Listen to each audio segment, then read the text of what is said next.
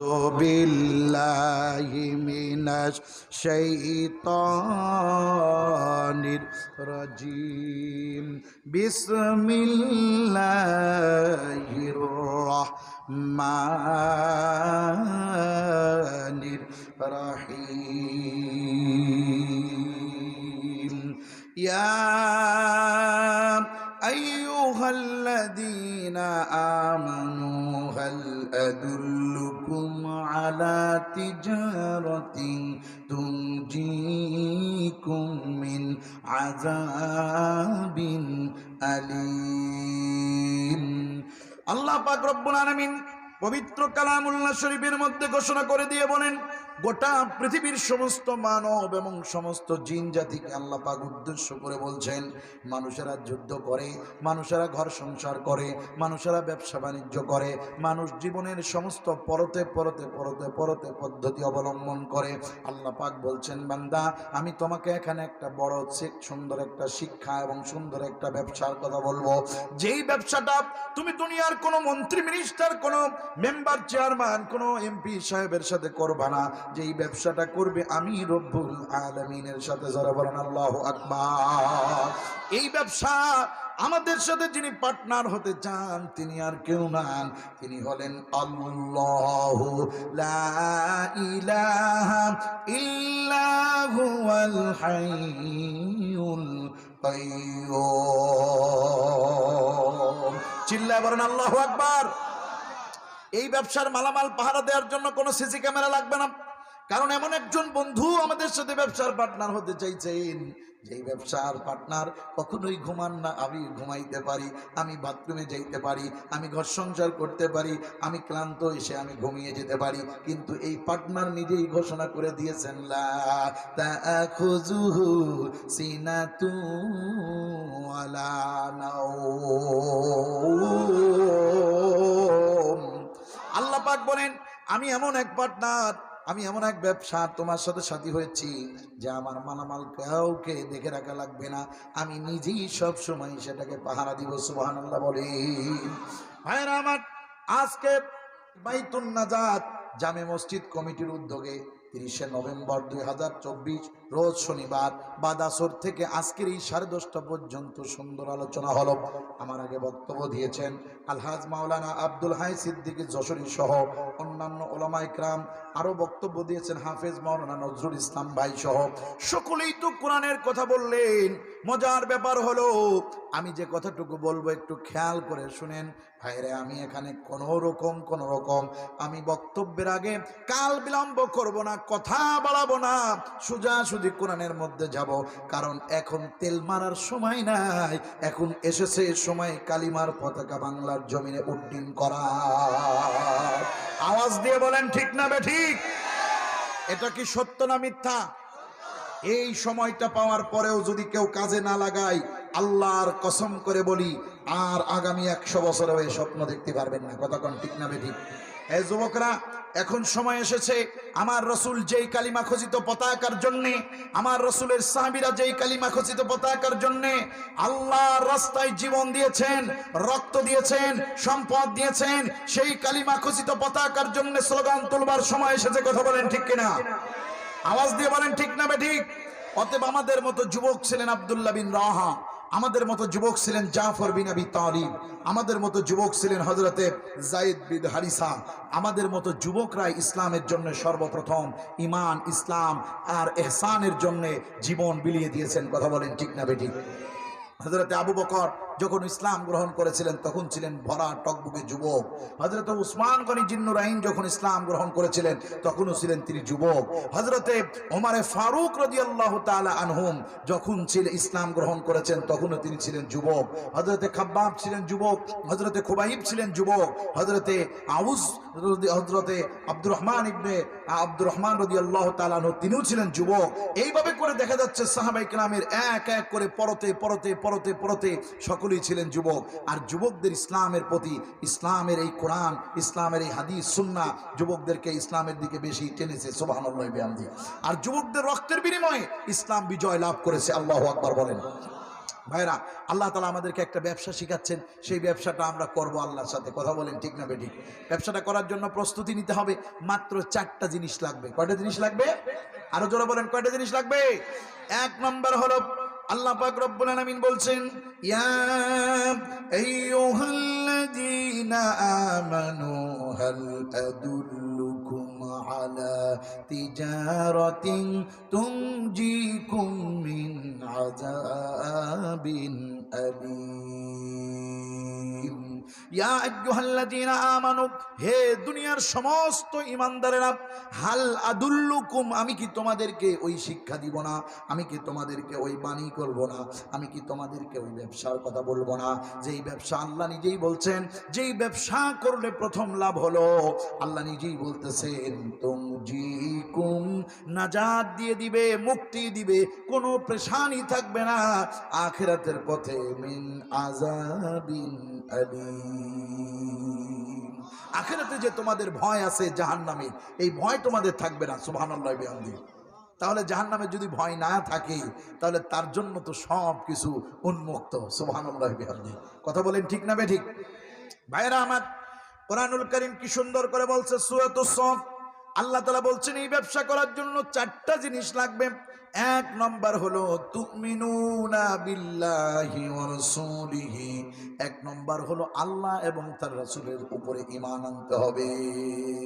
তাহলে প্রশ্ন হলো, ওই যে প্রথমে বললেন ইয়া আইয়ুহাল্লাযীনা আমানু, হে ঈমানদারের দলেরা, যারা ঈমান এনেছো, তোমরা, তোমাদের সাথে আল্লাহ ব্যবসা করতে চাই, তাহলে প্রথমে বললেন ঈমানদার, আবার দ্বিতীয় 4টা জিনিস যখন লাগবে তখনও বললেন ঈমানদাররা তুমিনুনা বিল্লাহি, তোমরা ঈমান আনবা আল্লাহর উপরে, ওয়া রাসূলিহি, তার রাসূলের উপরে। তাহলে ঈমানদারদেরকে যদি বলে আবার ঈমান আনো, যারা এমএ পাস করেছে তাদেরকে যদি বলে আবার এমএ পাস করো, তাহলে তারা হাসবে আর বলবে পাগল হইছেন নাকি?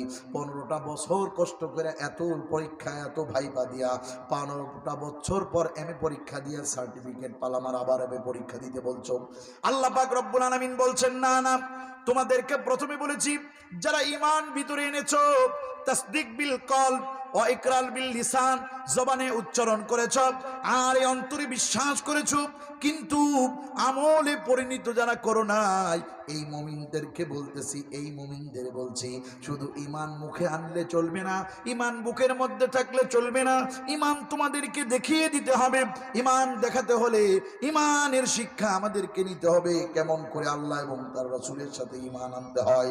এবার আসুন তো আমরা একটু পূর্বের জামানায় 1450 বছর আগে আমরা একটু নিজেদের নজর ফিরাই।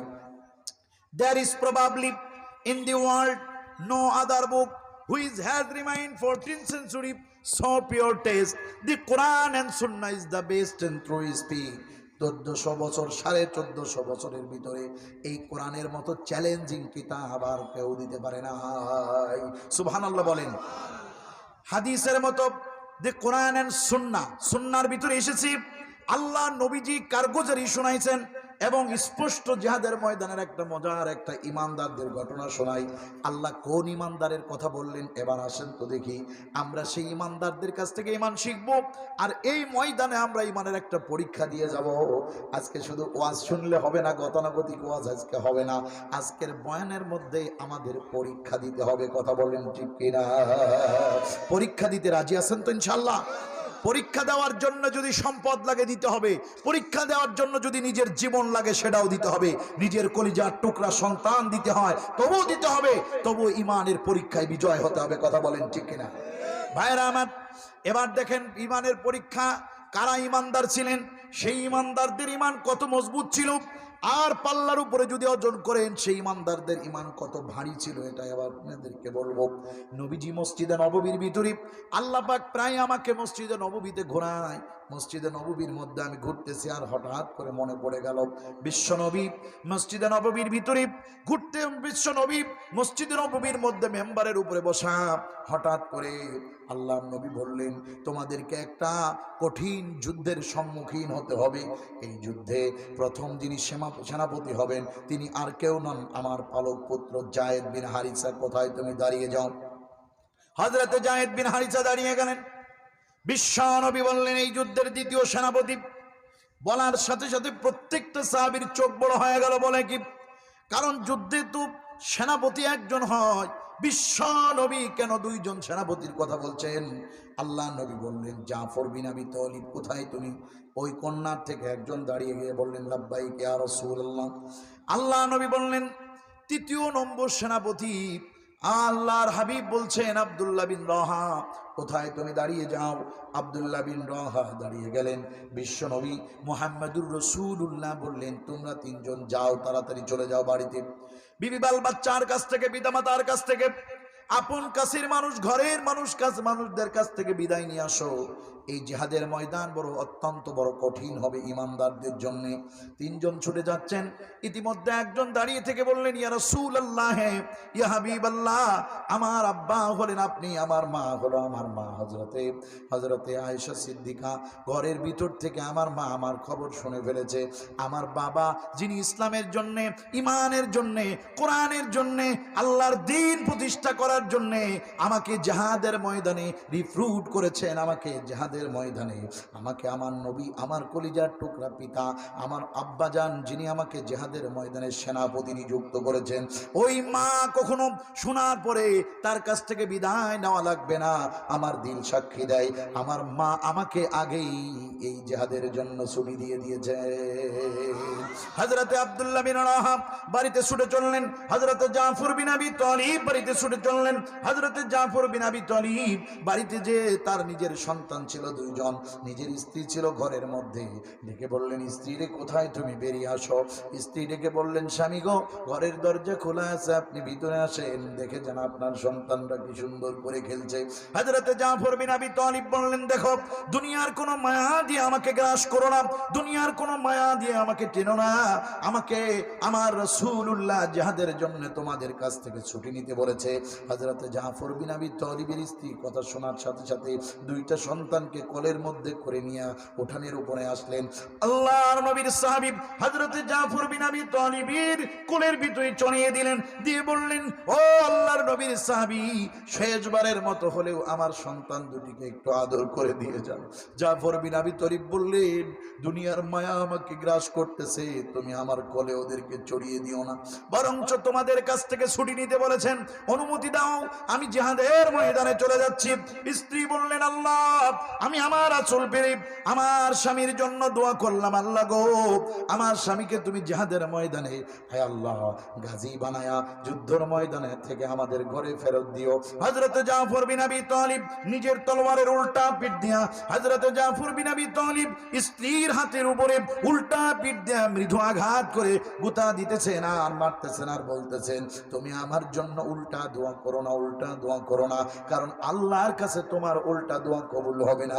স্ত্রী বললেন, আয় আল্লাহর নবীর সাহাবী, কেন আমার দোয়া কবুল হবে না?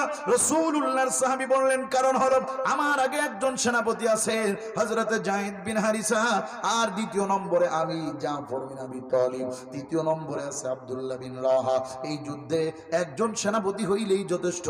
সেই যুদ্ধে রাসূলুল্লাহর জীবনে তিনজন সেনাপতি নিযুক্ত করলেন। সুবহানাল্লাহ। বিশ্ব নবী আমাকে 2 নম্বরে আমার নাম বলেছে, নিশ্চিত নির্ঘাত আমি বিশ্বাস করে ফেলেছি এই যুদ্ধে আমার আগে যিনি তিনিও শহীদ হয়ে যাবেন, আমি শহীদ হয়ে যাব, আমার পরের জনের কি হবে আমি জানি না, তবে আমি বেঁচে ফিরব না। আমি রাসূলুল্লাহর কথার মধ্যে বুঝে ফেলেছি আমি শহীদ হয়ে যাব। এই বলে তিনি পিছনের দিক থেকে মুখ ফিরিয়ে মদিনার দিকে চললেন। আল্লাহু আকবার। হাদিসের কিতাবের মধ্যে লিখেছে, আস্তিনের মাথা ধরে জাফর বিন আবি তালিবের স্ত্রী টেনে ধরে বলতেছেন, স্বামী গো, একবারের জন্য আপনি আমার একটু দিকে তাকান। স্বামী ডাক দিয়ে বললেন, দুনিয়ার মায়া দিয়ে আমাকে গ্রাস করো না, আমি আর তোমাদের দিকে তাকাইতে চাই না। কিয়ামতের দিন আল্লাহ পাক রব্বুল আলামিন তোমাদের সাথে আমার দেখা করায় দিবে। আল্লাহ নবীর সাহাবী আর পিছনের দিকে তাকালেন না। ছেলেগুলি মেয়েগুলি বাবা বাবা বলে কান্নাকাটি শুরু করলো, তবুও তিনি আল্লাহর জান্নাতের নিশায় ইমানের ওছিলায় পিছনের দিকে ফিরে তাকান না। আল্লাহ পাক রব্বুল আলামিন বলছেন, আমি এই কথাই বলতে চেয়েছি, তুমিনুনা বিল্লাহি ওয়া রাসূলিহি ওয়া তুজাহিদুনা ফি সাবিলিল্লাহ এই মানুষগুলির কথা বলেছি, ওই ইমানের কথা বলেছি যারা শুধু মনের মধ্যে ইমান পুষে রাখে নাই, যারা শুধু জবান দিয়ে ইমানকে প্রকাশ করে নাই, যারা মন এবং জবানের সাথে অ্যাডজাস্ট করে ইমানটাকে জমিনের মধ্যে প্রতিষ্ঠা করেছে। আমি সেই ইমানের কথা বলেছি। মুসলমান ভাইরারে আমার, এবার জাফর বিন আবি তালিব রাসূলুল্লাহর মসজিদে গিয়ে হাজির হলেন। আল্লাহর নবী ইতিমধ্যে 3000 সাহাবীকে রিক্রুট করেছেন জিহাদের জন্য, প্রস্তুত হয়ে গেলেন সাহাবায়ে কেরাম। জুম্মার দিনে সকাল 8টা-10টা সূর্য উঠে গেছে। আল্লাহর নবী বললেন তোমরা সকলে প্রস্তুতি নাও, আব্দুল্লাহ বিন রাওহা এসে গেলেই তোমাদেরকে আমি জিহাদের জন্য পাঠিয়ে দেব। বিশ্ব নবীর সাহাবী আব্দুল্লাহ বিন রাওহা হাঁপাইতে হাঁপাইতে দৌড়িয়ে আসতেছেন, কারণ মদিনার উপকণ্ঠে আব্দুল্লাহ বিন রাওহার বাড়ি একটু দূরে। আব্দুল্লাহ বিন রাওহা বাড়িতে গেলেন, যাওয়ার পরে গতকাল রাত্রে অর্থাৎ রাতের বেলায় বিবাহ করেছেন। রাতের বেলায় বাড়ি আসতে আসতে হযরত আব্দুল্লাহ বিন রাওহা ফজরে রক্ত হয়ে গেল। বিবিকে ঘরের মধ্যে রেখে ডেকে বললেন, শোনো ও বিবি, আজকে আমাদের ভুল সজ্জার রাত ছিল, তবু আমরা এই রাতটা কাজে লাগাইতে পারি নাই। চলো আমি নামাজ পড়ে আসি বিশ্ব নবীর পিছনে, আর তুমি ঘরের মধ্যে ফজরের নামাজ পড়ে নাও। আল্লাহ নবীর পিছনে ফজরের নামাজ পড়তে গিয়ে আব্দুল্লাহ বিন রাওহা ধরা খেয়ে গেলেন, কারণ বিশ্ব নবী ফজরের নামাজের পরে বলছেন একটা যুদ্ধের ময়দানে যেতে হবে, যেই যুদ্ধের ময়দানে প্রথম সেনাপতি হবেন আমার কলিজার টুকরা সন্তান যায়েদ বিন হারিসা, 2 নম্বর সেনাপতি হবেন জাফর বিন আবি তালিব, 3 নম্বর সেনাপতি হবে আব্দুল্লাহ বিন রাওহা। তার ফুল সজ্জার সুযোগটুকু হয় নাই। বিবির কাছে যে ডাক দিয়ে বলে, বিবি তুমি কোথায়? বিবি ঘরের মধ্য থেকে বেরিয়ে আসার আগেই বললেন, আমার দরজা খোলা, আপনি ভিতরে আসেন। আল্লাহর নবীর সাহাবী ডেকে বললেন, আব্দুল্লাহ বিন রাওহা আমি ভিতরেই যাব না। বিবি বললেন, কেন?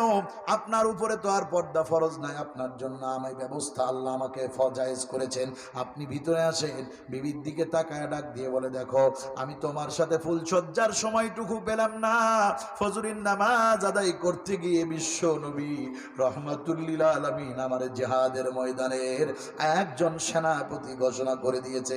বিবি তুমি আমাকে বিদায় দাও, আমি তোমার হক পালন করতে পারি নাই, এই জন্য কাল কিয়ামতের মাঠে আল্লাহর দরবারে তুমি আমাকে ধরো না। বিবি বললেন, স্বামী গো, আল্লাহর রাসূল যখন আপনাকে নাম ধরে রেখেছি, আমি আর এখানে কোনো রকম আপনাকে দ্বিধা দ্বন্দ্বের মধ্যে ফেলবো না, আপনি জিহাদের ময়দানে যান। তবে আমার একটা কথা আছে, একটা বারের জন্য হলেও, একটি বারের জন্য হলেও আপনি ঘরের ভিতরে আসেন। আপনি তো আমাকে বোরকা পরিয়ে একটা সুফু একটা বোরকা পরিয়ে একটা ওড়না আমার মুখের উপর দিয়ে আপনি টেনে নিয়ে এসেছেন, আপনি তো ওড়নাটা উঁচু করেও আমার চেহারাটা একটা বারের জন্য দেখতে পারেন নাই। হুজুর আমি আপনাকে দুনিয়ার কোনো মায়ায় টানবো না, আপনি আমার চেহারাটার উপর থেকে এই পর্দা সরায়া, আমি সেই ফজরের রাত থেকে আমি ফজরের নামাজ পড়ে আপনার জন্য অপেক্ষা করতেছি। হুজুর আপনি আমার এই চেহারাটা একটা বার দেখেন, কিয়ামতের ময়দানে যেন আপনি আমারে চিনতে পারেন আর আমি যেন আপনারে চিনতে পারি। আব্দুল্লাহ বিন রাওহা উঠানের উপর থেকে ডেকে বললেন, ও বিবি, কিয়ামতের ময়দানে তোমারে চিনার জন্য ঘরের ভিতরে যাওয়া লাগবে না, যে আল্লাহর জন্য আমি শাহাদাতের তামান্না বহন করে নিজের আপন স্ত্রী আমার জন্য হালাল করা, যার হাতের ভিতরে গতকালকের মেহেদির কাঁচা দাগ লেগে আছে, এই মদিনার সুন্দরী সুশ্রী নারীকে ছেড়ে দিয়ে আমি ওই জিহাদের ময়দানে যাচ্ছি, সেই আল্লাহ আমাকে কিয়ামতের ময়দানে তোমার সাথে সাক্ষাৎ করিয়ে দিবে। চিল্লায়ে বলেন আল্লাহু আকবার। হযরতে আব্দুল্লাহ বিন রাওহা বললেন, বিবি আমি আর ভিতরে যাব না, তুমি আমাকে বিদায় দাও। বিবি তাকে বিদায় দিয়ে দিলেন। আব্দুল্লাহ বিন রাওহা নিজের সুন্দরী স্ত্রী রেখে দিয়া মদিনার মসজিদে নববীতে প্রবেশ করলেন। রাসূলুল্লাহ 3000 সাহাবীকে দিয়া মসজিদে নববী থেকে একটু দূরে আল্লাহর নবী তাদেরকে বিদায় দিলেন। যাওয়ার সময় তাদেরকে বললেন, শোনো, যুদ্ধের ময়দানে যাওয়ার সময় কোনো নারীকে, কোনো শিশুকে, কোনো বৃদ্ধকে, কোনো উপাসনালয় হামলা করবা না, কোনো ফসল পুড়িয়ে দিবা না, কোনো উপাসনালয়, কোনো গির্জা মন্দির, কোনো জায়গা তোমরা হামলা করবা না। যদি তোমরা যুদ্ধের ময়দানে যাওয়ার পথে কেউ যদি তোমাদেরকে বাধা দেয়, তাহলে সেখানেই তোমরা আল্লাহর জন্য জিহাদে অবতীর্ণ হবা। অথচ আজকে বিশ্ব নবী মুহাম্মদুর রাসূলুল্লাহর এই সুন্দর বাণী আজ গোটা পৃথিবীতে আইন হয়ে গেছে। আজকে দেখেন, আজকে হিউম্যান রাইটস এর মধ্যে রয়েছে, যুদ্ধ যদি কারোর সাথে হয় বৃদ্ধাদের মারা যাবে না, শিশু শিশুদের মারা যাবে না, সন্তানদের হত্যা করা যাবে না, বেসামরিক লোকদের হত্যা করা যাবে না। হত্যা করবে, মারামারি হবে, গ্যাঞ্জাম হবে, ফাসাদ হবে সামরিকদের সাথে। অথচ আজকে গোটা পৃথিবীর আমেরিকা, সমস্ত পৃথিবীর উপরে তারা আজকে নিজেদের ছড়ি ঘোরাইতেছে, হিউম্যান রাইটস এর কথা বলতেছে, মানব অধিকারের কথা বলতেছে।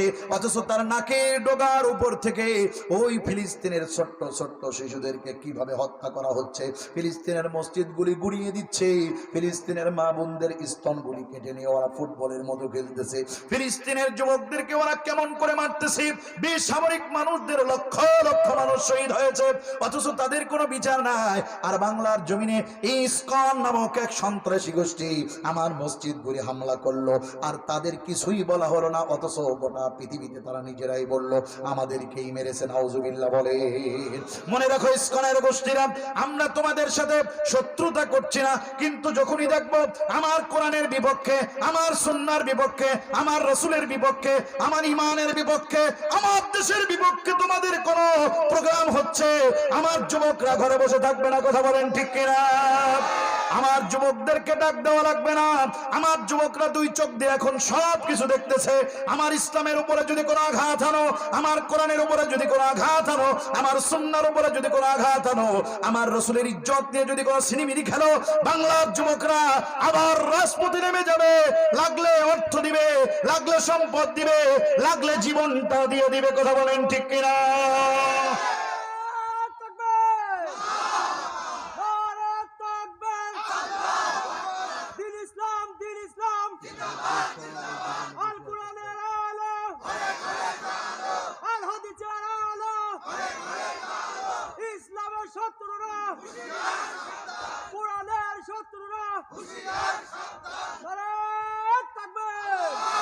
পাও ধরিরে যুবক, আমি তোমাদেরকে এখানে ঈমান দীপ্ত করতে এসেছি, তোমাদের ঈমানের জং যা ধরেছে সেটাকে ঝালাই করতে এসেছি। কথা বলেন ঠিক কিনা? আওয়াজ দিয়ে বলেন ঠিক কিনা? আমি তোমাদেরকে তো এখানে তেল মারতে আসি নাই, তোমাদের এখানে আমি সেই গল্প শোনাতে আসি নাই যেই গল্পে মানুষ ঘুমিয়ে পড়ে। কথা বলেন ঠিক না বেঠিক? আমি এসেছি সেই খালিদ বিন ওয়ালিদের উত্তরসূরি হয়ে, আমি এসেছি সেই ওমরে ফারুকের উত্তরসূরি হয়ে, আমি এসেছি হযরতে আব্বাস রাদিয়াল্লাহু তাআলা আনহুর উত্তরসূরি হয়ে, আমি এসেছি মুজাহিদ আল্লাহর রাস্তায় জিহাদ করে শহীদদের উত্তরসূরি হয়ে। ধরে বলেন ঠিক কিনা? ঘর থেকে যখন বাহির হয়েছি, বিবিকে বলেছি সন্তানদের দিকে খেয়াল রেখো, হয়তো ঘরে ফিরে নাও আসতে পারি। ও বিবি, আল্লাহর জন্য আমাকে তুমি ক্ষমা করে দিও। আমার সাহাবায়ে কেরাম, রাসূলের সাহাবীরা যেমন শহীদ হয়ে গেছে, আমিও নিজের জীবনটাকে আল্লাহর রাস্তায় এভাবে করেই বের হয়ে যাই। ভাইয়েরা আমার, বিশেষ করে আপনাদেরকে আমি বলতে চাই, আমি তো এই ঘটনা শোনানোর উদ্দেশ্য নয়, আমার উদ্দেশ্য হলো এই ঘটনার মধ্য থেকে সাহাবীদের ঈমান কেমন ছিল এটা আপনাদের সামনে তুলে ধরা। আল্লাহ পাক বললেন, আমার সাথে যদি তোমরা ব্যবসা করো তাহলে তোমাদেরকে লাগবে 2-3-4টা জিনিস। এক নম্বর হলো তুমিনুনা বিল্লাহি ওয়া রাসূলিহি ওয়া তুজাহিদুনা ফি সাবিলিল্লাহ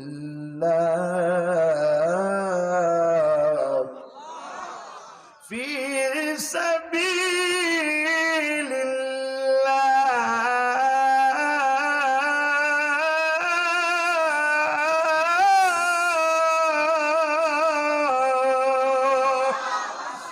এক নম্বর হলো আল্লাহর উপরে, নবীর উপরে ঈমান আনবি। 2 নম্বর হলো আল্লাহর রাস্তায় জিহাদ করবি। কেমন করে জিহাদ করে আর কেমন করে ঈমানদার ঈমান আনে, মজার ব্যাপার একটু ভালো করে বোঝায় বলি আপনাদেরকে। কতক্ষণ চলবে? সারা রাতের পক্ষে কেটে কেটে দিকে হাত তুলেন যিনি।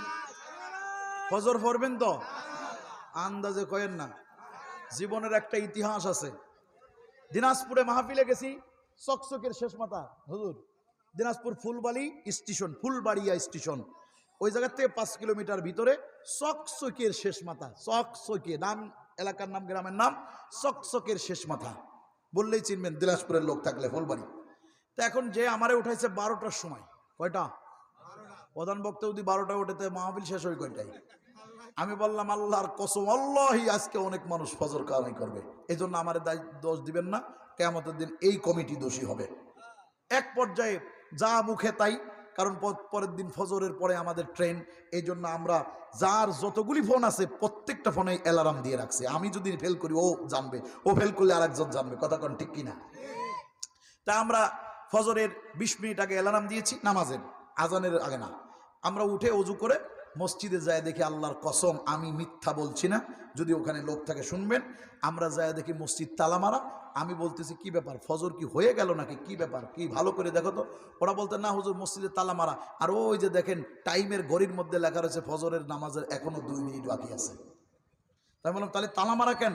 মুয়াজ্জিন ইমাম সাহেব আসে নাই? ইমাম সাহেব ঘুমায় আছে, মুয়াজ্জিন সাহেব পাশের ঘরে বসে ঘুমায় আছে।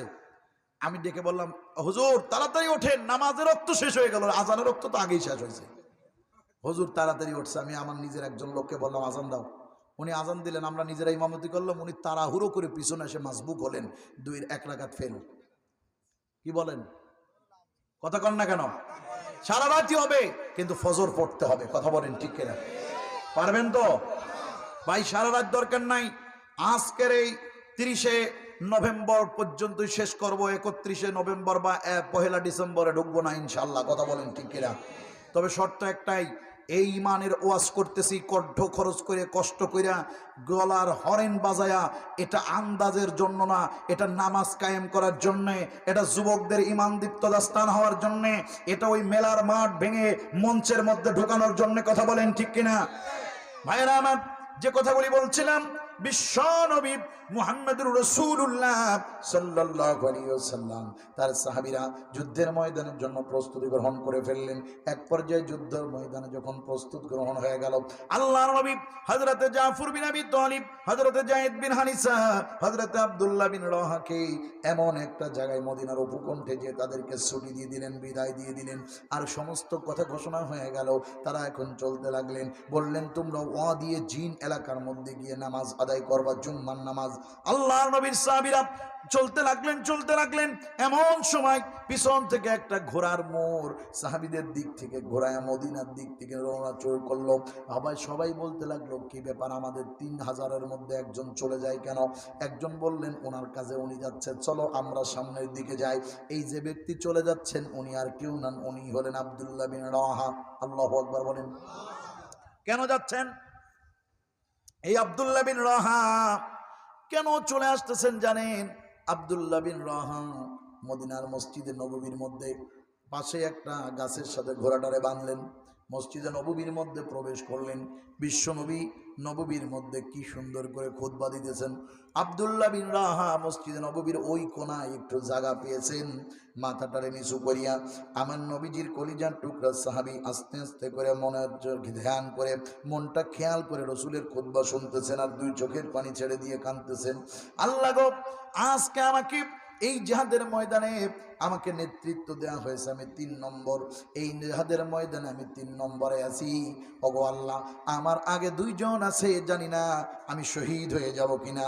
ওগো রাসূল, আপনার পিছনে জীবনের শেষ জুমার নামাজটা আমি পড়ার জন্য তেজি ঘোড়া নিয়ে রওনা করেছি। বিশ্বনবী মুহাম্মদুর রাসূলুল্লাহর পিছনে নামাজের উদ্দেশ্যে তিনি বসে আছেন। আল্লাহর নবী খুতবা দিতেছেন। হাদিসের বর্ণনার মধ্যে লিখেছি নবীজি খুতবা দিতেছেন। হঠাৎ করে রাসূলুল্লাহর চেহারা পড়ে গেল ওই মাথা নিচু করা লোকটার দিকে। নবীজি দিকে বললেন, তুমি কে? মাথা নিচু করে আছো কেন? মাথাটা উঁচু করো। মাথাটা আস্তে করে উঁচু করতেছে। উঁচু করার পরে রাসূলুল্লাহর দিকে যখনই তাকাইছে চিনে ফেললেন উনি হলেন আব্দুল্লাহ বিন রাওয়াহা। বিশ্বনবী ডেকে বললেন, আব্দুল্লাহ বিন রাওয়াহা রে, তোমারে না আমি মদিনার উপকণ্ঠ থেকে জিহাদের জন্য আমি তোমারে না বিদায় দিয়ে আসলাম, তুমি আবার কেন এখানে আসছো? তুমি কি ভয় পেয়েছো? তুমি কি পালায়ন করেছো নাকি রে আব্দুল্লাহ বিন রাওয়াহা? হযরত আব্দুল্লাহ বিন রাওয়াহার দিকে সব সাহাবীরা তাকায় আছে। নবীজির কথা শুনে আব্দুল্লাহ বিন রাওয়াহা বললেন, হুজুর আমি ভয়ও পাই নাই, আমি পালায়নও করি নাই, আমি হযরত জাফর বিন আবি তালিব আর যায়েদ বিন হারিসার কাছ থেকে ছুটি নিয়ে এসেছি। ওগো রাসূল, আমি আমার জীবনে নিজের আপন স্ত্রীটা রেখে ফুল সজ্জা পর্যন্ত না করে আপনার কথায় জিহাদের ময়দানে আমি চলতেছিলাম, কিন্তু পথিমধ্যে মনে পড়ে গেল রাসূলুল্লাহর চেহারাটা আর একবার জিহাদ দেখে আসতে পারলে মনে হয় ভালো লাগবে। কারণ আমি যদি এই জিহাদে শহীদ হয়ে যাই, আপনার সাথে আমার কতদিন বলেন দেখা হবে না। কিয়ামতের ময়দানে আল্লাহ যখন আপনার পাশে আমারে দাঁড় করাবে, কোটি কোটি বছর আপনার পর আপনারে আমি দেখব। ও রাসূল, এই জন্য আমি আপনার পিছনে শেষবারের মতো নুরানি চেহারাটা দেখার জন্য আমি এখানে বসেছি গো নবী।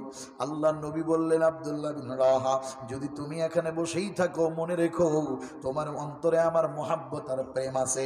কিন্তু আমি তোমাকে ঘোষণা করছি রে আব্দুল্লাহ বিন রাহা, তোমার কাফিলা যত পথ অতিক্রম করে, যত কদম অতিক্রম করে সামনে বেরিয়ে গেছে, মনে রেখো তুমি তাদের পিছনে তত পথ জান্নাতে তাদের পড়ে যাবা।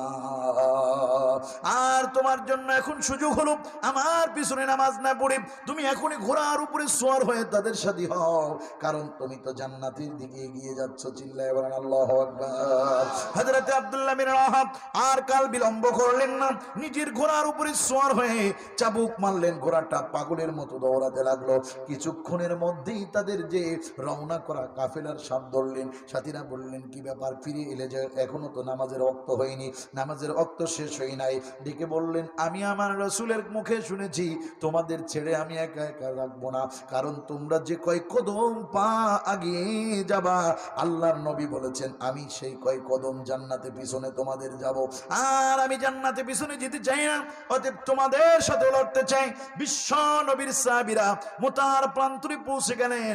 পরের দিন সকালবেলা যারা গোয়েন্দা সাহাবী ছিলেন তারা সংবাদ দিলেন, এই জিহাদটা বড় কঠিন। বলেন কেন?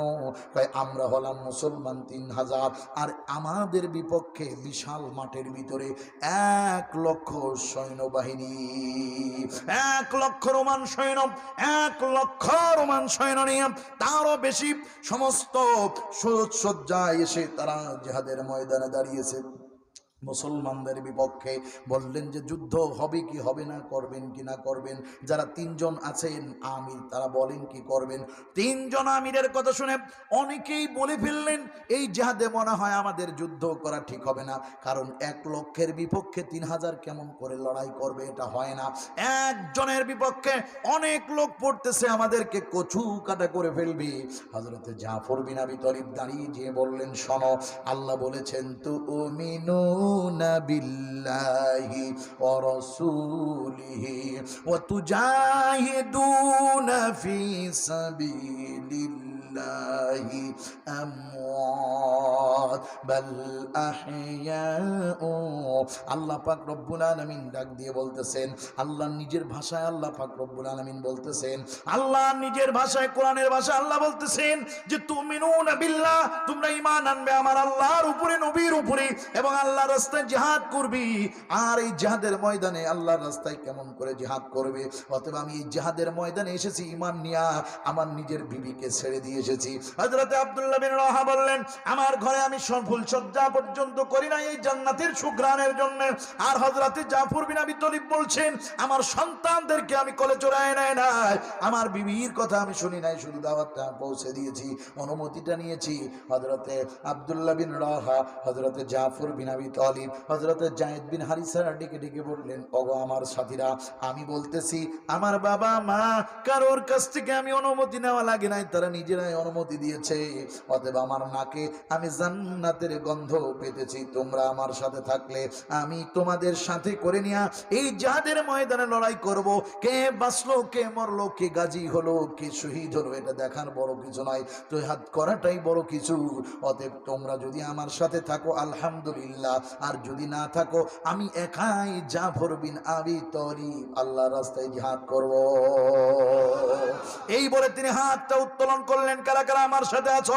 3000 সাহাবী আল্লাহ নবীর সাহাবীদের সাথে হাত তুলে একতা ঘোষণা করলেন। পরের দিন সকালবেলা সূর্য উদিত হলো, 1 লক্ষ রোমান সৈন্যের বিরুদ্ধে মুসলমান 3000 যুদ্ধে অবনীত হলেন। প্রথম যিনি ইসলামের পতাকা উত্তোলন করেছেন, প্রথম যিনি ইসলামের পতাকা উঁচু করে ধরে রেখেছেন, তিনি আর কেউ নন, প্রথম যিনি ইসলামের পতাকা ধরেছেন তিনি হলেন যায়েদ বিন হারিসা। যায়েদ বিন হারিসা ইসলামের পতাকা নিয়ে উড্ডীন করে সামনের দিকে লড়াই করতে লাগলেন। লাগলেন। সাহাবায়ে কেরাম ডাইনে বামে সামনে পিছনে সকলেই যুদ্ধ করতেছেন। এমন সময় কাফিরদের সাথে যুদ্ধ করতে করতে দূর থেকে একটা তীর এসে হযরতে যায়েদ বিন হারিসার বুক বরাবর লাগলো। হযরতে যায়েদ বিন হারিসা ধোলার সাথে মিটে গেলেন। সাথে সাথে ইসলামের পতাকা তার হাত থেকে পড়ে ওই পতাকাটা ধোলার সাথে মিশে যাবে যাবে ভাব এখনো মাটিতে স্পর্শ করে নাই। সাথে সাথে জাফর বিন আবি তালিব পতাকার ফ্ল্যাগটা টান দিয়ে ধরলেন। ইসলামের পতাকা তিনি আবার উড্ডীন করে দিলেন। কাফেররা বলল, কি ব্যাপার, এই জিহাদে মুসলমানদের সেনাপতি কয়জন? একজন তো মারা যাওয়ার সাথে সাথে আর একজন ধরল। আল্লাহু আকবার। আমার নবী আগের থেকেই আল্লাহ পাক জানায় দিয়েছেন, রাসূল গো, এই জিহাদের ময়দান বড় কঠিন। এটা উহুদের যুদ্ধের মতো নয়, বদরের যুদ্ধের মতো নয়। ও রাসূল, এই জিহাদের ময়দানে 3 জন সেনাপতি নিযুক্ত করবে। ভাইরা আমার, এক পর্যায়ে হযরতে জাফর বিন আবি তালিব জিহাদের ময়দানে কালিমা খচিত পতাকা উড্ডীন করে রেখেছেন। আল্লাহর আকাশে পতাকা উঠতেছে। মুসলমানদের পতাকা দেখে কাফেররা তাকায় তাকায় বলতেছেন, ওই পতাকা যার হাতে তিনি হলেন মুসলমানের আমির, মুসলমানদের খলিফা। তার কাছে যাও, তাকে জিহাদের শহীদ করে দাও। এক পর্যায়ে কয়েকজন গুপ্তচর এসে হযরতে জাফর বিন আবি তালিবের ডান হাতের দিকে এত জোরে একটা তলোয়ার দিয়ে কোপ দিয়েছে। ডান হাতখানা অনেক সময় দেখেন না খেজুরের ডাগো, অনেক সময় দেখেন না নারিকেলের ডাগো, ওইটা যেমন সামান্য একটু লেগে থাকে, ঝুলতে থাকে। আল্লাহু আকবার। জাফর বিন আবি তালিবের ডান হাতখানা ডানা থেকে কেটে এই বগলের সাথে সামান্য একটু চামড়ার সাথে ঝুলে রাখে। হযরত জাফর বিন আবি তালিবের ডান হাতখানা নড়তেছে। উনি বাম হাত দিয়ে ইসলামের পতাকা উত্তীর্ণ করে রেখেছেন। আল্লাহর এই পতাকা, কালিমার পতাকা পড়তে দেন নাই। এক পর্যায়ে হযরত জাফর বিন আবি তালিব দেখতেছেন আমার জিহাদ করতেই ডান হাতখানা কষ্ট দিতেছে, এটারে নিয়ে হাঁটা যায় না, দৌড়ানো যায় না। হযরত জাফর বিন আবি তালিব সাথী মনে মনে টেন্ডেন্সি নিলেন, এই জিহাদের ময়দানে আমার ডান হাত আমারে কষ্ট দিতেছে। উনি ডান হাতখানা নিজের পায়ের নিচে দিয়া এত জোরে একটা টান দিয়েছেন, সাথে সাথে নিজের গায়ের থেকে ওই ঝুলন্ত চামড়াটা ছিঁড়ে পড়ে গেছে ডান হাতখানা মাটিতে। তবু ইসলামের কালিমা তিনি মাটিতে লাগাইতে দেন নাই। হযরত জাফর বিন আবি তালিবের পিছন থেকে আর একজন কাফির এসে তার বাম হাতখানা তিনি কোপ দিয়ে ফেলে দিলেন মাটিতে। হযরত জাফর বিন আবি তালিব কিছুই মনে করলেন না, কারণ যারা আল্লাহর রাস্তায় জিহাদ করে শহীদ হয়, এই শহীদের শাহাদাতের মৃত্যুটা তো বড় কঠিন কিছু নয়। ওপারে আল্লাহর জান্নাত, মাঝখানে একটা নদী, উপরে একটা সাঁকো, আর এই পারে হলো দুনিয়া। একজন মানুষ সাঁকোটা পার হইলেই আল্লাহর জান্নাতে চলে যায়। হাদিসের ভিতরে এসেছে, মানুষের জান্নাতে যাওয়ার আগে কোন শহীদ যদি শহীদ হয়, সামান্য একটা পিপিলিকায় কামড় দিলে যেমন ব্যথা লাগে, এর চেয়েও অনেক কম ব্যথায় সে শহীদ হয়ে যায়। সুবহানাল্লাহ বিহামদি। ভাইরা আমার, শুন, ইনশাআল্লাহ আমি আপনাদেরকে নিয়ে সেই সবুজ গম্বুজের নিচে যাব ইনশাআল্লাহ, যেখানে আমার রাসূল ঘুমিয়ে আছেন। কথা বলেন ঠিক না বেঠিক? ভাইরা আমার, আপনারা কি সেই সবুজ গম্বুজের নিচে যেতে চান? আপনাদের সালাম আগামী ডিসেম্বরের 20-22 তারিখে মদিনায় আবার যাব ইনশাআল্লাহ, সেখানে পৌঁছে দেবো ইনশাআল্লাহ। কথা দিলাম, গতকালকের মাহফিলে বলেছি আপনাদের সালাম পৌঁছে দিব, আগের দিনের মাহফিলেও বলেছি। আমি প্রত্যেকটা মাহফিলগুলি নোট করে রাখি। মক্কায় কাবা ঘরে তাওয়াফ শেষ করে একটু বসি, নামাজ আদায় করে মাকাম ইব্রাহিম বরাবর একটু বসে আল্লাহর কাছে বলি, আল্লাহ ঝিনাইদা আদর্শপাড়া, ঝিনাইদা চাকিপাড়া, ঝিনাইদা আল্লাহ ওই পায়রা চত্বরে, ঝিনাইদা আল্লাহ কাঞ্চনপুরে, ও আল্লাহ অমুক জায়গায় ধোবাঘাটা ব্রিজের নিচে যে মাহফিলগুলি করেছি, বাংলার জমিনে মুক্তাগাছা, ময়মনসিংহ, আয় আল্লাহ বান্দরবন, খাগড়াছড়ি, চট্টগ্রামে যে প্রোগ্রামগুলি করেছি, প্রত্যেকটা প্রোগ্রামের উম্মতরা আপনার দরবারে দোয়া চেয়েছে। আল্লাহ কাবার সামনে নিয়ে দোয়া করতেছি, সবাইকে মাফ করে দেন। আর রাসূলুল্লাহর কাছে গিয়ে সবার নাম ধরে ধরে আমি সালাম ও দুরূদ পৌঁছে দিই। জরবার আল্লাহু আকবার, আল্লাহু আকবার বলেন। ভাইরা আমার ভাইরা, আপনাদের কষ্ট হচ্ছে নাকি? বলেন কষ্ট হচ্ছে? কারণ কোনো আওয়াজ দিচ্ছেন না, এই জন্য মনে হচ্ছে আপনারা কি বুঝতে পারতেছেন না নাকি? কি বলেন, কষ্ট হচ্ছে নাকি? ভাইরা আমার, তাহলে আর কষ্ট যদি না নেন, আমাদের যেই মূল কাঙ্ক্ষিত জায়গায় আমরা পৌঁছে যাব, কেমন ভাবে ঈমান আনবো, কেমন ভাবে আল্লাহর রাস্তায় জিহাদ করব। এক পর্যায়ে হযরতে জাফর বিন আবী তালিবের বাম হাতখানা কেটে যখন জিহাদের ময়দানে পড়ে গেল, হযরতে জাফর বিন আবী তালিব নিজের ওজন সহ্য না করতে পেরে রক্তগুলি ফিনকি দিয়ে গা দিয়ে ভেসে ভেসে পড়তেছে। আল্লাহু আকবার। জাফর বিন আবী তালিব জিহাদের ময়দানে শহীদ হয়ে গেলেন। শহীদ হওয়ার আগ মুহূর্তে ইসলামের পতাকাটা কেবল পড়ে যাচ্ছে, ফ্ল্যাগটা, উনি নিজের জবান দিয়া ইসলামের পতাকাটা কামড়ায়া ধরে উঁচু করে রেখেছে।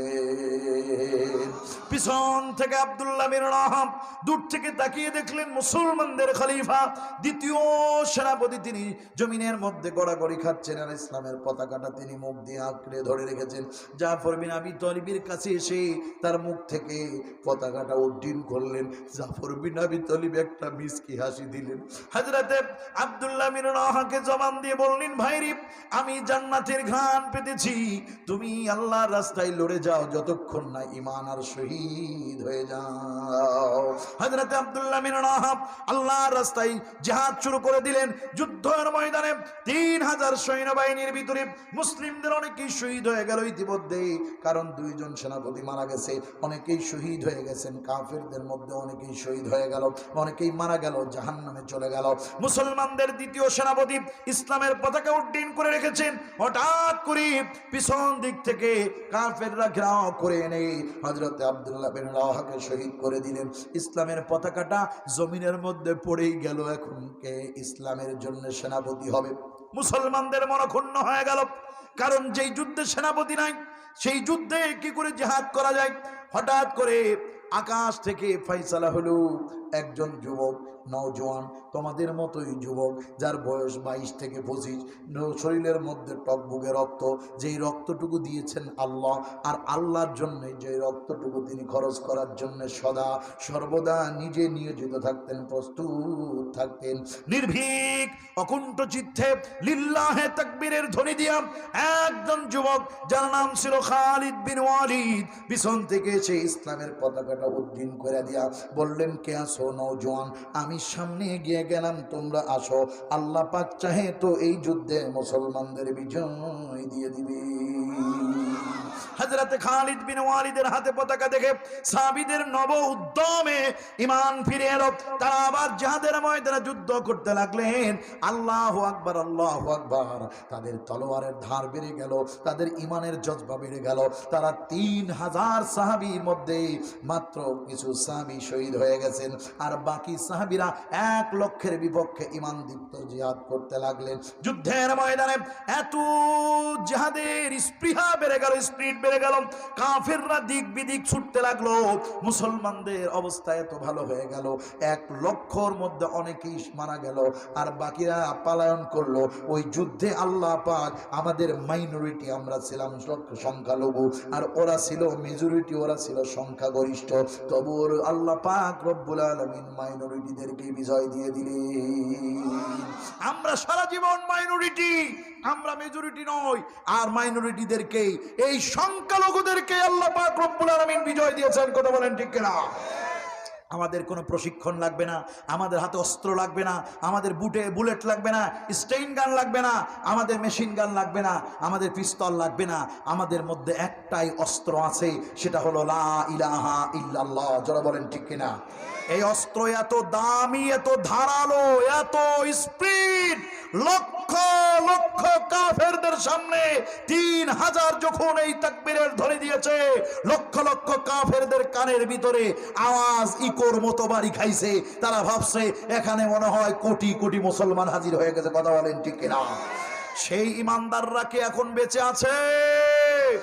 সেই ইমানদারদের উত্তরসূরিরা কি এই আজকের মাহফিলে আছে? কারা কারা আসো, 2 হাত তুলে দেখাও, লিল্লাহে তাকবীর।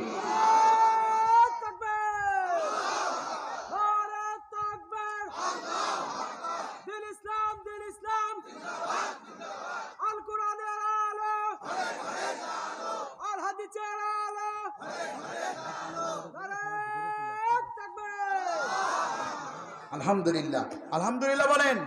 ভাইরা, বন্ধ করতে হবে। আপনারা কি বন্ধ করার পক্ষে? তাহলে আওয়াজ দেন না কেন? আপনারা কি পক্ষে? এই আওয়াজ দেন না কেন? দীর্ঘ 17টা বছর আওয়াজ দিতে পারেন না, এখন কেউ পারতেছেন না নাকি? কেউ যদি মুখ তুলে ধরে বন্ধ করে দেয়, তার জবান বন্ধ করে দেওয়া হবে। কথা বলেন ঠিক কিনা? আর মুসলমান চুপ করে থাকবে না। সকল প্রকারের হিংস্রতা, হিংসা, বিদ্বেষ, দলাদলি বন্ধ করতে হবে। মাহফিলগুলি সকল প্রকার রাজনীতি মুক্ত করতে হবে। মসজিদগুলো রাজনীতি মুক্ত করতে হবে। ধর্মীয় প্রতিষ্ঠানে কারোর হুঙ্কার, কারোর চক্ষু রাঙানি চলবে না। কথা বলেন ঠিক কিনা? আওয়াজ দিতে হবে। আর ওই নাস্তিকতা, বদ্দীনতা, কুফরি আর শিরিক চলবে না। কথা বলেন ঠিক না বেঠিক? ভাইরা, আমি যা বলছি স্পষ্ট। কে আমার পক্ষে এলো, কে বিপক্ষে গেল, এটা দেখার টাইম নাই। কথা বলেন ঠিক না বেঠিক? কারণ আমার সাথে আছে কে? আমার সাথে আছে কে? কোরআন। কোরআনের মালিক আমার সাথে আছে। কথা বলেন ঠিক না বেঠিক? এই কোরআনের জন্য আবার রাজপথে একটা ডাক আসবে, কোরআনের ইজ্জত আর সম্মান রক্ষা করার জন্যে। আপনারা কি রাজি আছেন? আপনারা কি থাকবেন কোরআনের সাথে? বলেন থাকবেন কিনা কিনা দেখেন তো, লিল্লাহি তাকবীর। আরো জোরে, আরো জোরে। এই কোরআনের সাথে থাকতে পারবেন ইনশাল্লাহ। কোরআন পানিতে ডোবে না, কোরআন আগুনে পড়ে না, কোরআন কোনো হিংসুকের হিংসায় জ্বলে যায় না। কথা বলেন না কেন? এই দেশে সব যদি নাস্তিক হয়ে যায়, তবুও কোরআন এদেশে পথ করে জ্বলবে। কথা বলেন ঠিক কিনা? এদেশে ইসলাম ইমান প্রচার করতে নবী, রাসূল, সাহাবী আসেন নাই। কিছু আল্লাহওয়ালারা এসেছেন, দিনী সিফা সালাররা এসেছেন, মুজাহিদরা এসেছেন। তারপরেও এদেশে এমন ইমান এসেছে, এই দেশের মানুষ রাত জেগে তাহাজ্জুদ পড়ে, 5 ওয়াক্ত নামাজ পড়ে, যুবকরা দাড়ি রাখে, আল্লাহর কথা শুনলে তাদের মনটা নরম হয়। এই দেশের ছোট ছোট বালকরা হিফজখানার মধ্যে বসে বসে কোরআন মুখস্থ করে, আর গোটা ওয়ার্ল্ডে প্রতি বছরে ফার্স্ট হয়ে পুরস্কার নিয়ে বাড়ি ফিরে আসে। কথা বলেন ঠিক কিনা? অতএব তোমরা আমার কোরআন যদি পুড়িয়ে দাও, আল্লাহর কসম আগামীকালকে আমরা একটা স্পষ্ট কোরআন বানিয়ে দিতে পারবো। কথা বলেন না কেন? এই যে কয়েকদিন আগে তুরস্কে গোটা পৃথিবীর মধ্যে ফার্স্ট হয়ে আসলো তুরস্কের প্রেসিডেন্ট এরদোগান, আর ওই বাচ্চাটা, ওই ছেলেটার হাতে চুমা খাইলো। সুবহানাল্লাহ বলবেন না? চারটেখানি ব্যাপার। আপনি 5 কোটি টাকা দেন তো ও চুমা খাবে না, আপনার সাথে মুসাফাই করবে না। আল্লাহর কোরআনের সম্মানে চুমা খাইলো আমার দেশে। সুবহানাল্লাহ বলবেন না? এটা আমাদের কোরআনের সম্মান, আল্লাহর দেওয়া নিয়ামত। আমাদের দেশে হেফজখানা, মা আমাদের মক্তব, আমাদের মসজিদে এমন সন্তান তৈরি হচ্ছে। সুবহানাল্লাহ বলেন। আগুন দিয়ে কোরআন পুড়িয়ে দেওয়া যাবে না। আগুন দিয়ে কোরআন পুড়িয়ে দিলেও এই কোরআন পুড়ে গেল, আবার কোরআন আমরা তৈরি করে বাংলার জমিন নয়, গোটা বিশ্ব সাপ্লাই করব। কথা বলেন ঠিক কিনা? অতএব নকল কুমারের সেই গানটা আজকে নাগালেই নয়। একজন হিন্দু মানুষ হয়েও কোরআনের পক্ষে কি মজার কথা বলেছেন। যদি আগুন লেগে ধ্বংস হয়ে যায়, যদি আগুন লেগে ধ্বংস হয়ে যায় পৃথিবীর সব বইয়ের দোকান, তবে বিশ্ব থেকে হারাবে না পবিত্র কোরআন। কথা বলেন ঠিক না বেঠিক? যদি আগুন লেগে ধ্বংস হয়ে যায়, যদি আগুন লেগে ধ্বংস হয়ে যায় পৃথিবীর সব বইয়ের দোকান, তবে বিশ্ব থেকে হারাবে না পবিত্র কোরআন। করবে কেমন করে কোরআন ধ্বংস আগুনের হইতে? আছে বিশ্ব বড় অগণিত এই কোরআনের হাফিজ, তারাই আবার ছাপাবে আসমানি গ্রন্থ, ছাপাবে আসমানি গ্রন্থ, বাঁচাবে ইসলামের মান, বিশ্ব থেকে হারাবে না পবিত্র কোরআন। যারা কোরআন ধ্বংস করিতে চাই জানে না তাহারা, এই কোরআনের প্রতি পৃষ্ঠায় ফেরেশতারা দিচ্ছে পাহারা। এই আমার আল্লাহ তাআলার নূরের বাতি, বিশ্ব নবীর সাধনার ধন, সারা বিশ্বে দীপ্তিমান, বিশ্ব থেকে হারাবে না পবিত্র কোরআন। পাকিস্তানের জিয়াউল হক প্রেসিডেন্ট মরল দুর্ঘটনায় ভাই, ওরে বিমান পুরে ছাই হইল, কোরআন পুরে না। পাকিস্তানের প্রেসিডেন্ট জিয়াউল হক বাহিরের দেশে আসছিলেন প্রোগ্রাম করতে। উনি প্রোগ্রাম শেষে ফিরে যাচ্ছিলেন, ওনার বুকের মধ্যে একটা কোরআন শরীফ ছিল, ছোট্ট একটা কোরআন। ওনার পুরা বিমান পুড়ে ছাই হয়ে মাটিতে পড়েছিল, ওনার হাড্ডি হুড্ডিগুলো পুড়ে গেছিল, কিন্তু বুকের মধ্যে একটা কোরআন ছিল, কোরআনের কোনো স্পর্শ লাগে না আগুনে। সুবহানাল্লাহ বলেন। এই জন্য বলছে পাকিস্তানের জিয়া মরলো দুর্ঘটনায় ভাই, বিমান পুড়ে ছাই হইল, কুরআন পুড়ে নাই। এই আমার আল্লাহ তাআলার নূরের বাতি, আল্লাহ তাআলার নূরের বাতি সারা বিশ্বে দীপ্তিমান, বিশ্ব থেকে হারাবে না পবিত্র কোরআন। চিল্লায় বলেন না মারহাবা, আরো জোরে বলেন মারহাবা। ভাইরা আমার, যেই জায়গা থেকে আসছিলাম, বিশ্বনবী সাহাবায়ে কেরাম তিনজন শহীদ হয়ে গেলেন। আল্লাহু আকবার। আমার নবীজি হযরত আব্দুল্লাহ বিন রাওয়াহাকে 3 নম্বর সাহাবীদের মধ্যে শহীদ হয়ে গেলেন। আব্দুল্লাহ বিন রাওয়াহা, হযরত আব্দুল্লাহ বিন রাওয়াহা শহীদ হয়ে যাওয়ার সাথে সাথে একজন সাহাবী যুবক মানুষ ইসলামের পতাকা উড্ডীন করলেন। সুবহানাল্লাহ বলেন। এই পতাকা উড্ডীন করার সাথে সাথে হযরতে খালিদ বিন ওয়ালিদ সেই দিন থেকে অনেক যুদ্ধে তিনি আল্লাহ পাক রব্বুল আলামিনের পক্ষ থেকে সেনাপতি হয়েছেন। প্রত্যেকটা যুদ্ধেই তিনি বিজয় হয়েছেন। তার জীবনে কোনো যুদ্ধে আল্লাহ তাকে পরাজয় করেন না। আল্লাহু আকবার, সুবহানাল্লাহ, সুবহানাল্লাহ, সুবহানাল্লাহ। পরের দিন সকালবেলা ঘুম থেকে একজন সাহাবী দৌড়ে উঠে বলতেছেন আল্লাহু আকবার। সকলে বললেন কি হয়েছে বলো? তিনি বললেন ভাই, আমি স্বপ্নে দেখলাম জাফর বিন আবি তালিবের 2টা ডানা কেটে দিছিল কাফেররা, তিনি জান্নাতের মধ্যে উড়াল দিতেছেন। আল্লাহু আকবার। উড়াল দিয়ে দিয়া তাকায় তাকায় দেখতেছেন। উনি ডাক দিয়ে বললেন, ও জাফর বিন আবি তালিব ভাই দাঁড়াও। জাফর বিন আবি তালিব আস্তে করে দাঁড়াইলেন। আল্লাহু আকবার বলবেন না? জাফর বিন আবি তালিব তুমি কেমন আছো? নবীজির সাহাবী প্রশ্ন করলেন, আল্লাহ তোমার সাথে কেমন ব্যবহার করতেছেন? উনি উত্তর দিলেন, ভাই আল্লাহ আমার সাথে এত ভালো ব্যবহার করেছেন যা আমার জবান দিয়ে আল্লাহর প্রশংসা করে শেষ করার নয়। আল্লাহ আমার 2টা হাত কেটে নিয়েছে কাফেররা, এই জন্য আল্লাহ পাক জান্নাতের মধ্যে আমাকে 2টা পাখনা লাগায়া দিয়েছে। আমি গোটা পাখনা হেঁটে হেঁটে ভ্রমণ করছি না, আমি ওরাল দিয়া দিয়া গোটা জান্নাত সফর করতেছি। এ যুবকের দল, যদি কাফেররা তোমার আঙ্গুল কেটে নেয়, আল্লাহ পাক তোমার আঙ্গুলের বিদৌলতে একটা আঙ্গুল দান করবে। জোরে বলেন আল্লাহু আকবার।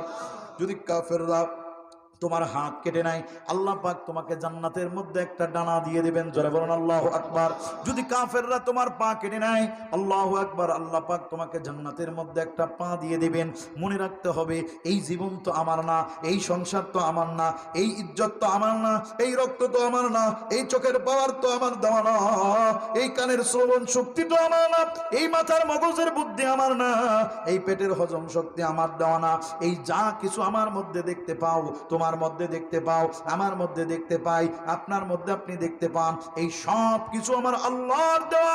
আল্লাহ পাক যদি এখনই কেড়ে নেয়, কত মুরব্বী চোখে দেখে না, কত কষ্ট করে। ও মুসলমান, কয়েকদিন আগে আমার আব্বা জানের চোখের মধ্যে একটা ধান ঢুকলো, ওই যে ঢুকছে কত কষ্ট করে, 1 মাস প্রায় কষ্ট করেছে, এখন একটু ভালোর দিকে। আমি তখন বসে বসে ভাবতেছি, আল্লাহ তোমার দেওয়া নিয়ামত কত সুন্দর, কত সুন্দর, কই আমার তো কোনো সমস্যা হচ্ছে না, আর একটু সমস্যা হলো, দেখেন কত কষ্ট, কত কষ্ট, চোখটা ফুলে গেছে। আল্লাহ এটা আমার দেওয়া না, আমি ভালো করতে পারি না, এটা তোমার দেওয়া। অতএব আমার চোখের জ্যোতি আল্লাহর জন্য খরচ করব, আমার শরীরের রক্ত আল্লাহর জন্য খরচ করব, আমার জীবন, আমার যৌবন, আমার শক্তি, আমার অর্থ, আমার বিত্ত, আমার সব কিছু আল্লাহর জন্য খরচ করব। এই জায়গা যারা বসে আছেন, আল্লাহু আকবার, এখনই নিয়ত করে বসেন, এখনই নিয়ত করে বসেন। কে কে আসো, একটা পরীক্ষা নেওয়া হবে, একটা পরীক্ষা নেওয়া হবে। তুমিনুনা বিল্লাহি ওয়া রাসূলিহি ওয়া তুজাহিদুনা ফি সাবিলিল্লাহ।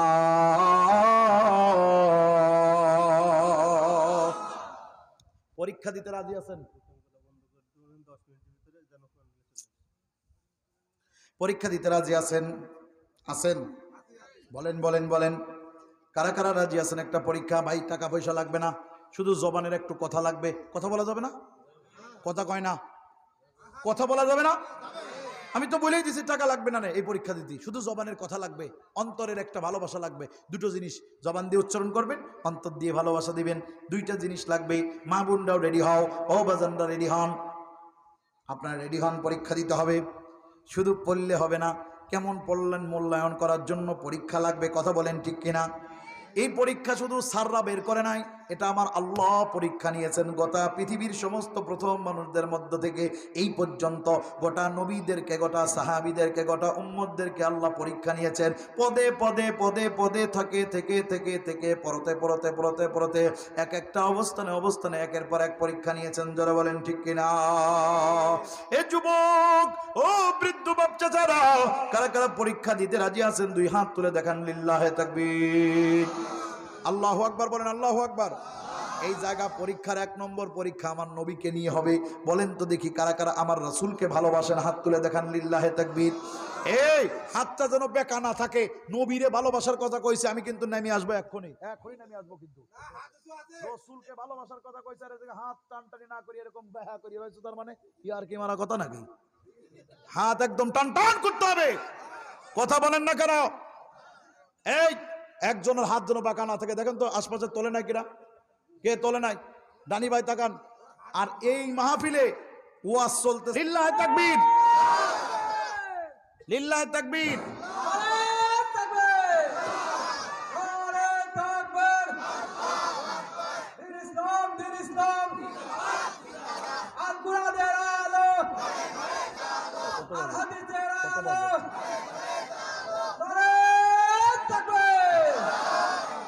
প্রিয় ভাইরা আমার, ভালো করে বোঝার চেষ্টা করেন।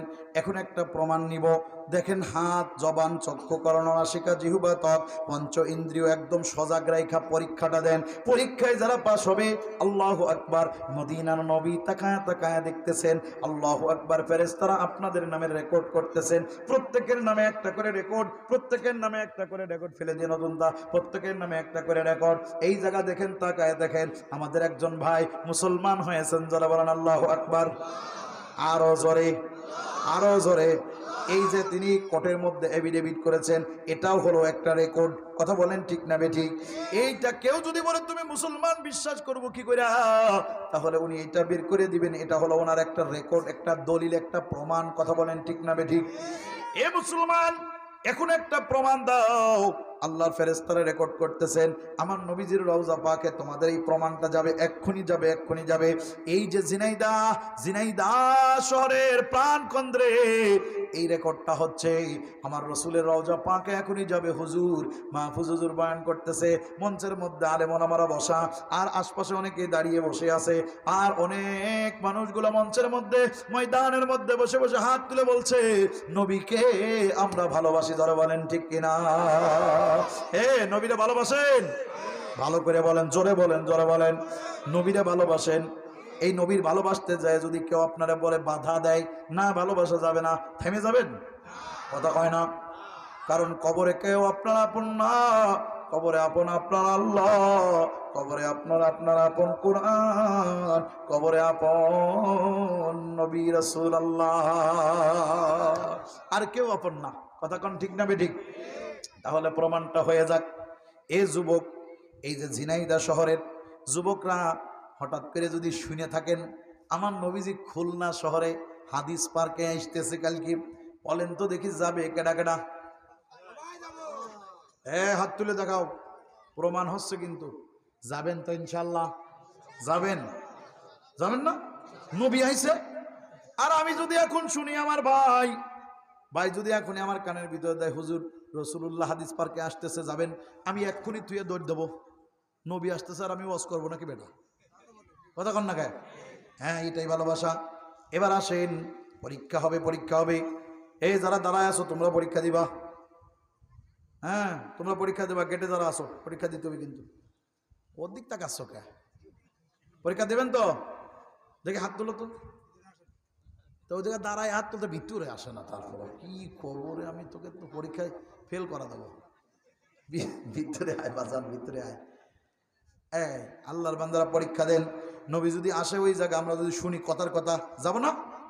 আরে অত দূর না, যশোর যদি ওই যে আপনার যশোর টাউন হল ময়দানে রাসূলুল্লাহ আসেন তাহলে কি যাব না? কত দূর না। ঝিনাইদহ পায়রা সূত্র যদি রাসূলুল্লাহ আসার গল্প শুনি, আমি তো 1 মাস না যেদিন থেকে শুনবো, যখন থেকে শুনবো, খাওয়া দাওয়া ঘুম গোসল সব বাদ দিয়ে ওখানে বসে থাকবো।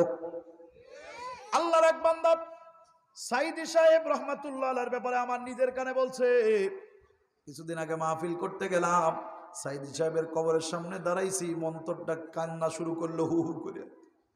আমি তখন বলতেছি, ওগো বাঘের বাচ্চা, তোমার গল্প শুই না, তোমার মুখের জবান শুই না, আমরা বয়ান শিখেছি, তোমার কথা শুই না আমরা ভালোবাসা শিখেছি। ও হুজুর, ও আল্লাহর ওলি, আজকে তুমি ঘুমায় আসো গো, তুমি আজকে নীরবে ঘুমাও, তোমার এই হুঙ্কার বন্ধ হয়ে গেছে। তবে আল্লাহর কাছে দোয়া করি, তুমি যতগুলি হুঙ্কার দিয়েছো সমস্ত হুঙ্কারগুলি যেন কবুল হয়ে যায়। আল্লাহর বান্দারা, সাইদি সাহেবের ব্যাপারে আল্লাহর ওই বান্দা আমাকে বলতেছে, হুজুর যদি জেলখানার থেকে আসে তাহলে আমি যে ময়দানে প্রথম মাহফিল হবে ওই ময়দানে 1 মাস আগের থেকে বসে থাকবো। কি মোহাব্বত, কি ভালোবাসা, দরদ। আমার সাইদি সাহেব আমার দুলো ভাইও হয় না, আমার আপন ভাইও না, এটা ইমানের ভালোবাসা। কথা কন ঠিক কিনা?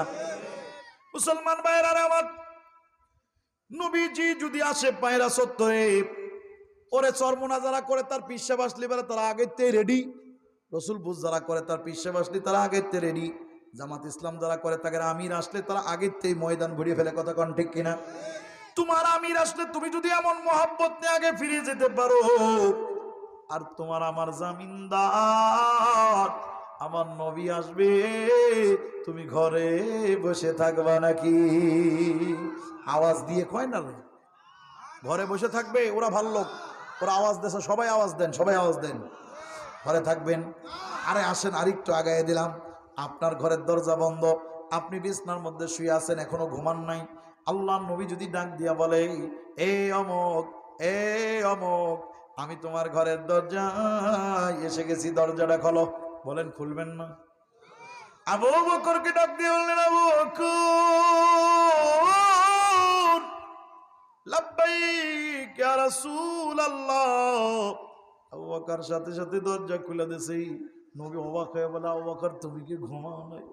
আবু বকর ডাক দিয়ে বলে, হুজুর, যেদিন থেকে আপনি বলছেন কবে যেন হিজরত করতে হতে পারে, ওই দিন থেকে আমি আবু বকর রাতের বেলায় আর বিছনায় পিঠ লাগাই নাই। রাসূলুল্লাহ আল্লাহ এত পছন্দ করেছে আবু বকরকে, পরবর্তীতে আল্লাহ পাক জিবরাইলকে দিয়ে নবীর কাছে সংবাদ পাঠাইছে, আমি আল্লাহ কাউকে সালাম দিই না এত সহজে। আল্লাহ মাত্র হাতে গোনা কয়েকজনকে সালাম দিছে, তার মধ্যে একজন হযরত আবু বকর, আর একজন আম্মা জান খাদিজাতুল কুবরা। এত সহজে আল্লাহ যারা সালাম দেয়, প্রেসিডেন্ট এত সহজে কারণ নাম ধরে জিনেদা ডাকবে না, যে যারা ডাকবে তার কপাল খুলে যায়। কথা কোন ঠিক কিনা? আল্লাহ যারা সালাম দেয় তার কি আর কিছু বাকি থাকে? এক পর্যায়ে আমার নবীজি যদি আমার আপনার দরজার সামনে আসে, যার যার কথা ভাবেন, এ যুবক, এ বাজানরা, নিজের কথা ভাবো, আমার আপনার দরজার সামনে যদি আসে, যদি নবী ডাক দেয়, দরজা কি খুলবো না? কারা কারা খুলবেন? দেখি দেখি দেখি দেখি দেখি। এবার আর কিন্তু হাত তুলতে দেরি করা যাবে না, আমিও খুলবো, আমিও খুলবো, আপনারা খুলবেন। সুবহানাল্লাহ। দেরি করবেন খুলতে? তাড়াতাড়ি খুলবো। নবী গো আসেন আসেন আসেন, আমার ঘরে আসেন। কোন জায়গা বসতে দেব? মেম্বারকে যে জায়গা বসতে দিই, চেয়ারম্যানকে দিই, এমপিকে দিই, মন্ত্রীকে দিই, সে জায়গা না, সে জায়গা না। আমার রসুল আইছে, আমার নবীকে যে জায়গা বসতে দেব সেই জায়গা হলো আমার জীবনের শ্রেষ্ঠ জায়গা। রসুল বসেন বসেন। নবী যদি বলে আমি তোমার ঘরে একটু বিশ্রাম নিতে চাই, আরে আমি বিছনাটা ছেড়ে দেব, আমি ঘরের মধ্যে থেকেই বেরিয়ে যাব। হুজুর এই ঘরটাই আপনার, আপনি এখানে বিশ্রাম নেন। হুজুর এটা বাথরুম বাথরুম আপনি ব্যবহার করেন, হুজুর আপনি এখানে থাকেন, হাত নামান। হে মুসলমান প্রস্তুতি নেন।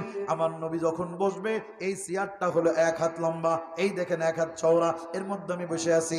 একটা মানুষ বসে সাধারণত সিট 1 হাতই হয়, শোয়া হাত হয় বা 1 হাত থেকে একটু লম্বা হয়, কিন্তু একটা মানুষ যখন শুয়ে পড়ে তখন তার নিজের হাতের 3.5 হাত লাগে, কারণ প্রত্যেকটা মানুষ হলো তার নিজের হাতের 3.5 হাত। নারীরাও তার নিজের হাতের 3.5 হাত, পুরুষরাও তার নিজের হাতের 3.5 হাত, ছোটরাও তার নিজের হাতের 3.5 হাত, ওরে ফিরআউনও তার নিজের হাতের 3.5 হাত, মূসা আলাইহিস সালামও তার নিজের হাতের 3.5 হাত, নমরুদ, কারুন, হামান, সাদ্দাত সবাই তার নিজের হাতের 3.5 হাত। আমার নবী মুহাম্মদও তার নিজের হাতের 3.5 হাত। আদম নবী 120 ফিট লম্বা ছিলেন, তবুও তিনি তার 3.5 হাত। মজার ব্যাপার।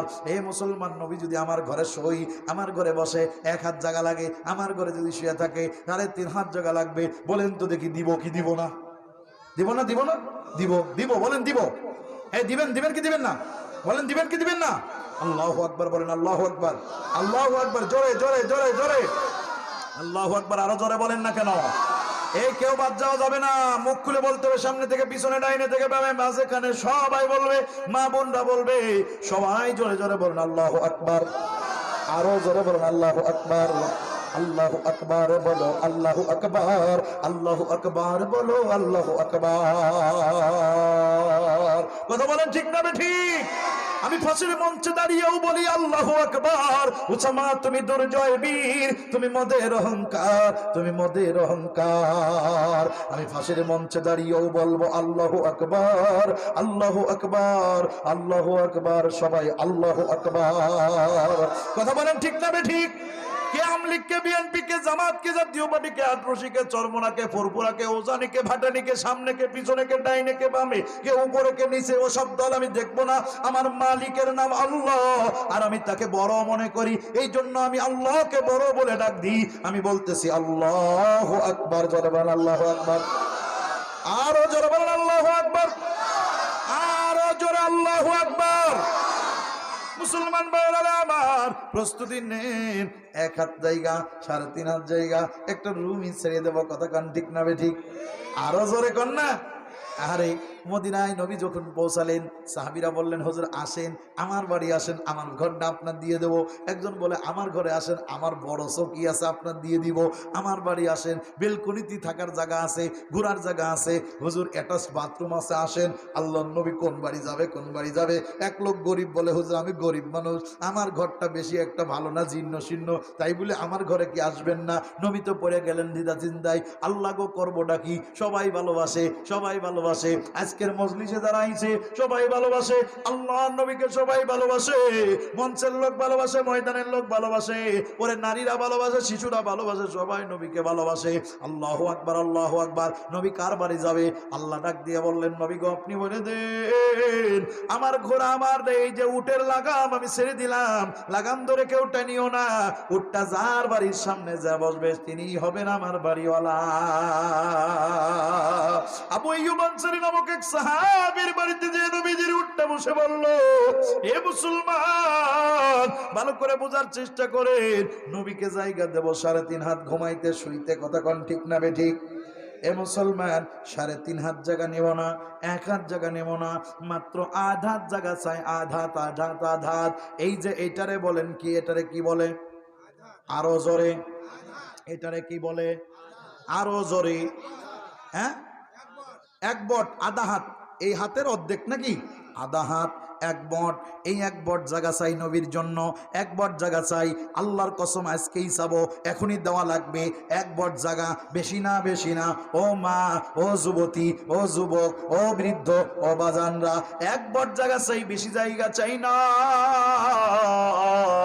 1 বট জায়গা চাই, 1 বট জায়গা চাই, 1 হাত জায়গা চাই না, আধাত জায়গা চাই। কারা কারা দিবা আমার নবীর জন্য? ওই আধাতের মধ্যে যেন আর কারোর জায়গা দেওয়া যাবে না, ওই আধাত আজকের থেকে দিয়ে দেব, মরা পর্যন্ত ওই আধাত রাসূলকে ছাড়া আর কাউকে দিব না, শয়তানকে দিব না। ওই আধাতের মধ্যে আর কোনো চাষ করব না, ওই জায়গায় আলুর চাষ, পেঁয়াজের চাষ, গমের চাষ, ধানের চাষ, পাটের চাষ করা যাবে না। ওই জায়গা আমার নবীজি নবীর ভালোবাসার চাষ করতে হবে। কারা কারা রাজি আছো রসুলকে আঘাত দিতে রাজি? তারা তারা নিজের এই 3 আঙ্গুলকে বাঁকা করো, এই আঙ্গুল কেনিটা এটা লম্বা করো, এটা লম্বা করে এরকম করে হাত তোলো, নিজে নিজে হাত তোলেন তো দেখি, লিল্লাহে তাকবীর। দেখেন তো হাত কি তোলা হয়েছে? তোলা হয়েছে, সবার হয়েছে।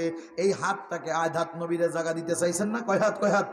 3.5 হাত ছোঁয়ার জন্য, 1 হাত বসার জন্য অত জায়গা চাই নাই। আধাত এই জায়গাটা, এই জায়গা লাগান, এই জায়গা লাগান। দেখেন তো আধাত জায়গা হয়, এই জায়গার থেকে এই জায়গা আধাত হয়, এই জায়গার থেকে এই জায়গা আধাত হয়। এই আধাত জায়গা পুরুষের কাছে চাই, এই জায়গাটা রাসূলের সুন্নাতের জন্য দিয়ে দাও। এ তুমি না নবীকে বসতে দিতে চাইছিলা, তুমি না নবীকে শুইতে দিতে চাইছিলা, তুমি না নবী আসলে দৌড়িয়ে শহরের প্রান্তে যাইতে চাইছিলা, তুমি না নবীর জন্য দরজা খুলে দিতে চাও। আমি তোমার জন্য অত কিছু চাই না, তোমার জন্য আধার জায়গা আমার মালিকের দেওয়া সুন্নাত, নবীজির সুন্নাতের চাষের জন্য দিতে হবে। কথা কোন ঠিক কিনা? এই জায়গা আর কারোর চাষ চলবে না, কথা বলেন ঠিক কিনা? কারা কারা আসো এই জায়গাটা আমার নবীর জন্য দিবা? লিল্লাহে তাকবীর, লিল্লাহে তাকবীর।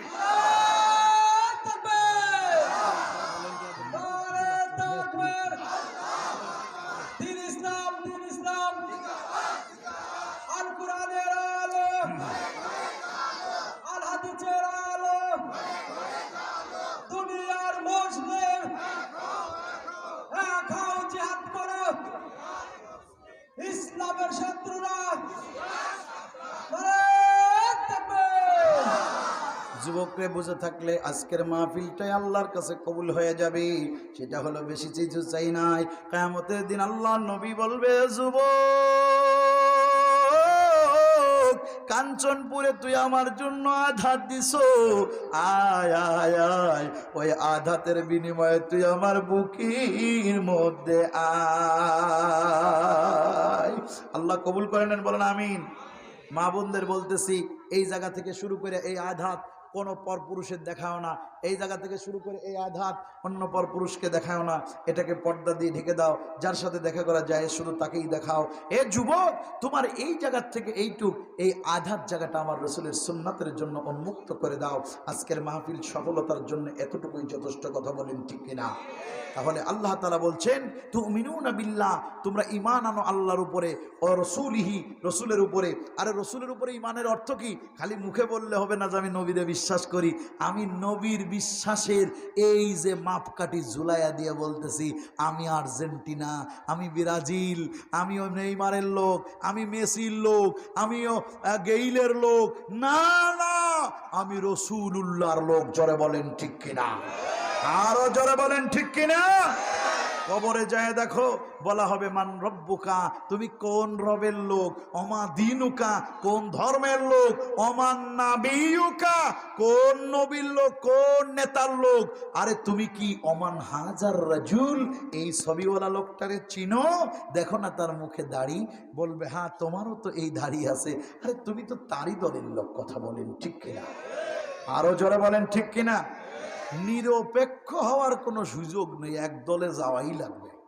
হয় শয়তানের দলে, নয় আল্লাহর দলে, হয় রাসূলুল্লাহর দলে, নাই মুনাফিকের দলে, হয় নবীর সাহাবীদের দলে, নাই মুশরিকদের দলে। আমরা একটা দলে যাওয়াই লাগবে। অতএব আমরা থাকবো হাসান হুসাইনের দলে, আমরা থাকবো আলী কাররামাল্লাহু ওয়াজহুর দলে, আমরা থাকবো উসমান গনির দলে, আমরা থাকবো ওমরে ফারুকের দলে, আমরা থাকবো কাব্বাব খুবাইবের দলে, আমরা থাকবো জুবাইর তালহার দলে, আমরা থাকবো হযরতে হাসান বসরির দলে, আমরা থাকবো সাহাবায়ে কেরাম, তাবে তাবিঈন, আইম্মে মুজতাহিদিন, মুফাসসিরিন, শুহাদায়ে কেরাম, বুজুর্গরা দ্বীন, ইসলামের পথের সিপাহসালারদের দলে, আমরা থাকবো কালিমার পতাকা তলে, আমরা থাকবো স্বয়ং আল্লাহর দলে। কথা বলেন ঠিক কিনা?